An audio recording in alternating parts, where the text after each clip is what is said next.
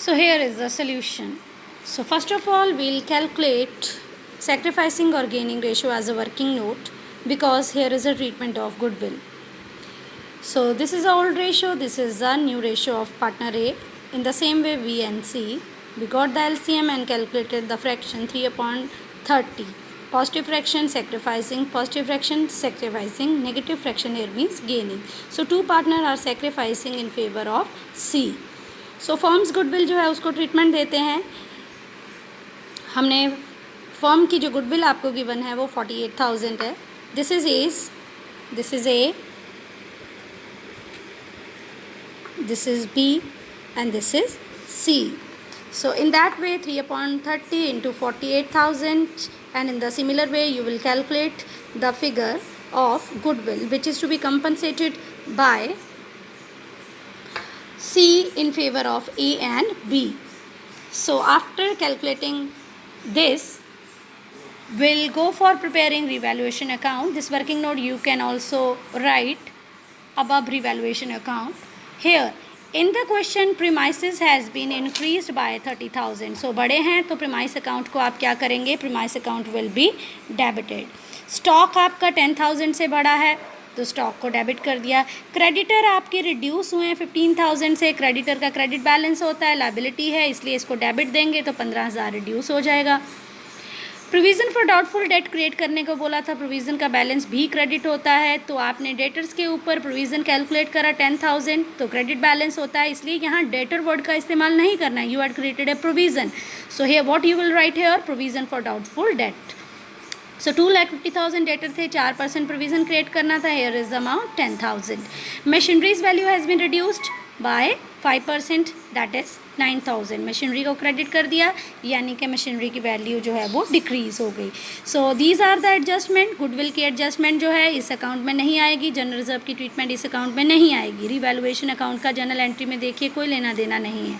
So here this side is bigger. We had calculated the total of this side, kept here and got the balancing figure which is profit. Profit transferred to, since information regarding the nature of capital is not given in the question, so it is fluctuating, it will be transferred to partners capital account, and the ratio followed here is old one, 3:2:1. We had calculated the amount.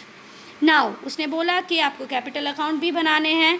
Opening capital balance in the balance sheet here is 3,00,000, 150 and 1,00,000. Now revaluation का जो balance है इस entry का आपने transfer कर दिया bye revaluation, क्योंकि entry क्या बनी थी? Revaluation account debit to A's capital to B's capital to C's capital. So by revaluation accordingly we had here written the amount. Here is amount we had written over here. Now general reserve, जिसके बारे में question में कोई भी discussion नहीं है कि distributed है या अनडिस्ट्रीब्यूटेड है. अनडिस्ट्रीब्यूटेड होता तो क्वेश्चन क्लियर कट मेंशन करता. साइलेंट है क्वेश्चन तो डिस्ट्रीब्यूट तो होना ही है. When there will be change in the profit sharing ratio and reconstitution of agreement is there. So general reserve को हमने ओल्ड रेशियो में डिस्ट्रीब्यूट तीनों पार्टनर्स में कर दिया. Now this treatment is regarding the goodwill. So here is the entry. What will be the entry? Gaining partners capital account debit. Gaining partner is, here is C's capital account debit to A's capital account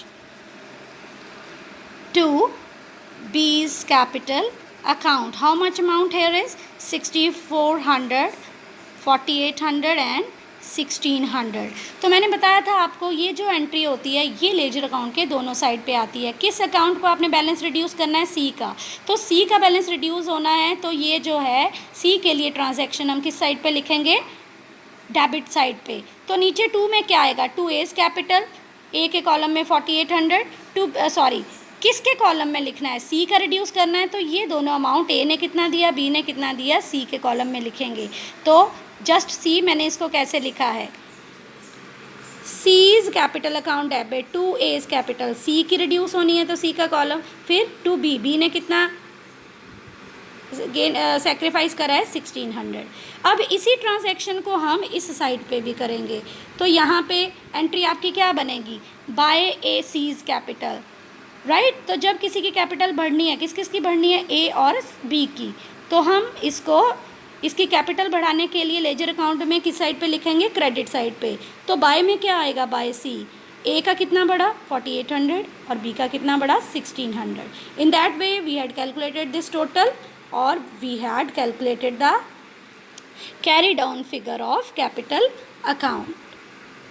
Last portion, in the question they had asked to prepare balance sheet. Now balance sheet जो है they are to be prepared as per the revised value of assets and liabilities premises. ये सिर्फ मैंने समझाने के लिए, आप ये प्लस माइनस यहाँ पे शो नहीं करेंगे, आप ये नेट फिगर लिखेंगे, ये जस्ट समझाने के लिए. पहले 3 लाख थे, 30,000 और बढ़ गए, तो आप अब नई रिकॉर्डिंग कौन सी प्राइस पे करेंगे, 3,30,000. मशीनरी पहले 1,80,000 की थी, 9,000 रिड्यूस हो गया, 1,71,000. स्टॉक पहले 1,20,000 था, 10,000 इंक्रीज हुआ, सो 1,30,000. डेटर्स जो थे 2,50,000 के थे. प्रोविज़न फॉर बैड डेट आपने मेंटेन करा, रिड्यूस हो गई वैल्यू 2,40,000. बैंक बैलेंस में कोई चेंज नहीं है. सन्ड्री क्रेडिटर 2 लाख के थे, 15,000 रिड्यूस हो गई उनकी वैल्यू 1,85,000. कैपिटल अकाउंट की वैल्यू आपने यहाँ पे जो कैरिड ऑन फिगर निकाली है, कैपिटल की वैल्यू जो है वो नई वाली आपने लिखी. So here is the balance sheet total 8,91,000. In that way I think you can solve other questions of your book.